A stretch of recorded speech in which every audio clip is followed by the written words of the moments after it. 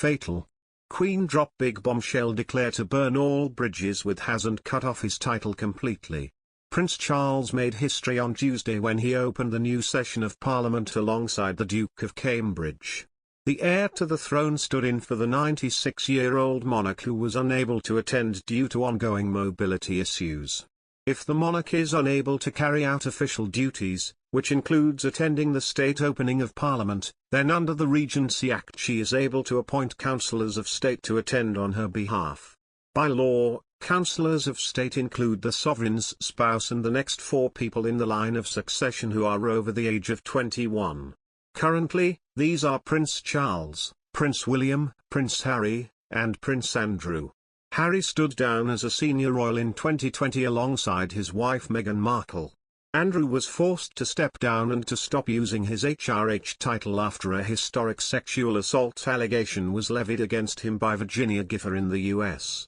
The prince has repeatedly and strenuously denied the allegation and earlier this year settled the civil case for an undisclosed amount but has stressed this is not an admission of guilt.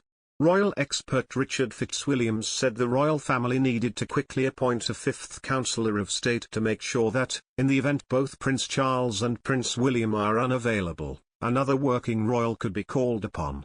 He told the dangerous point is the Counsellors of State, there's Charles and William but there's also Harry and Andrew. Mr. Fitzwilliams said it was most unlikely Andrew or Harry could ever be called upon to delegate for the Queen given the exceptional circumstances in place with Prince Harry abroad and Prince Andrew in disgrace. He added that the most sensible thing to do would be to add an extra Counsellor of State. Robert Hazel, Professor of Government and the Constitution at University College London, told LBC that Harry and Andrew might not be considered suitable to deputise for the Queen. He explained that changes to Counsellors of State would require an amendment to the Regency Acts but this was likely to happen in the next reign. Former BBC royal correspondent Jenny Bond said she could not see the Queen carrying out a large, set-piece ceremony such as the state opening of Parliament again. She added that thanks to modern technology the Queen can remain in charge and that she has a pretty full diary this week. On whether she sees a time when Charles will become regent, Ms. Bond said, "I don't as long as the Queen's mental ability stays as strong as it is. I see no reason that she would want to invoke, or anybody would want to invoke, that Regency Act. I don't think we are talking abdication, I don't think we are talking permanent regency, but I do think we are talking a lot more of what we saw today. We're deep in a period now of transition. People are getting used to the idea of King Charles. We can foresee very clearly now a King Charles."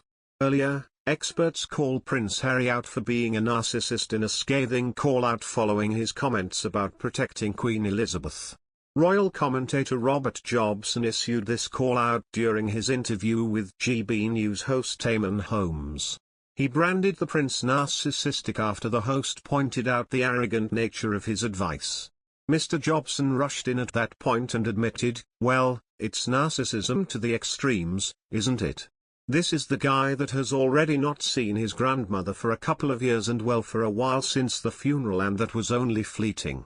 I mean, I think actions speak louder than the words, and Prince Charles, in particular, has been stepping up and supporting his mother with actions and also all of our children, people and daughters-in-law like I said Sophie Wessex and Camilla have been pretty much there all the time behind the scenes as has Prince William.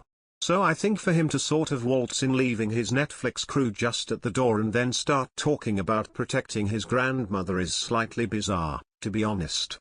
It comes after the Duke of Sussex said the Queen was on great form during their recent meeting but added he wanted to make sure that she was protected and had the right people around her.